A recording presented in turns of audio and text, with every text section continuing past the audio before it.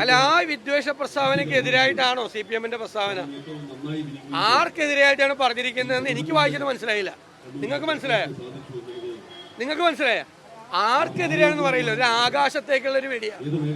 അത് ആർക്ക് വേണമെങ്കിലും കൊള്ളാം, ആർക്ക് വേണമെങ്കിലും കൊള്ളാതിരിക്കാം. അപ്പോ ഈ വിദ്വേഷ ക്യാമ്പയിന്റെ പുറകിൽ ഞാൻ ഇന്നലെ ഒരു ആരോപണം ഉന്നയിച്ചു.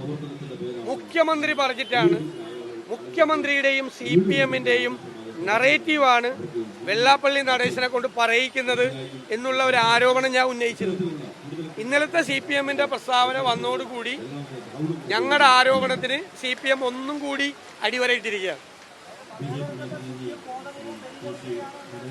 അല്ല, മുഖ്യമന്ത്രിയുടെ PR ഏജൻസികൾ ഡൽഹിയിൽ നടത്തിയ ക്യാമ്പയിൻ, കഴിഞ്ഞ പാർലമെന്റ് തെരഞ്ഞെടുപ്പ് കഴിഞ്ഞിട്ട് മുഖ്യമന്ത്രി ഉൾപ്പെടെയുള്ള CPM നേതാക്കൾ നടത്തുന്ന ഒരു ക്യാമ്പയിൻ, മനസ്സിലായല്ലോ, ഒരു ഭൂരിപക്ഷ പ്രീണന പരിപാടിയായിട്ടാണ് ഇറങ്ങിയിരിക്കുന്നത്.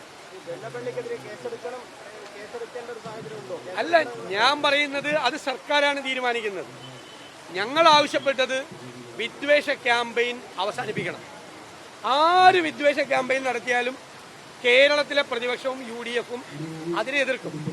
ന്യൂനപക്ഷ വർഗീയതയെയും ഭൂരിപക്ഷ വർഗീയതയെയും ഞങ്ങൾ ഒരുപോലെ എതിർക്കും, ഒരു സംശയമില്ല. ആര് പറഞ്ഞാലും എതിർക്കും, ആര് പറഞ്ഞാലും.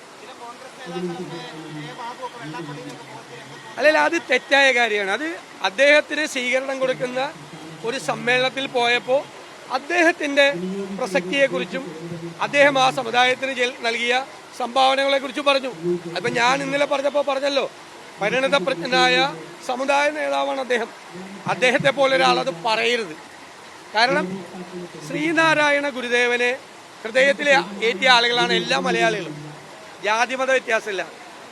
ആ ഗുരുദേവന്റെ പ്രസ്ഥാനം നേതൃത്വം കൊടുക്കുന്ന അദ്ദേഹം ഗുരുദേവൻ എന്താണ് പറയാൻ പാടില്ല എന്ന് പറഞ്ഞത് അത് പറയരുത്.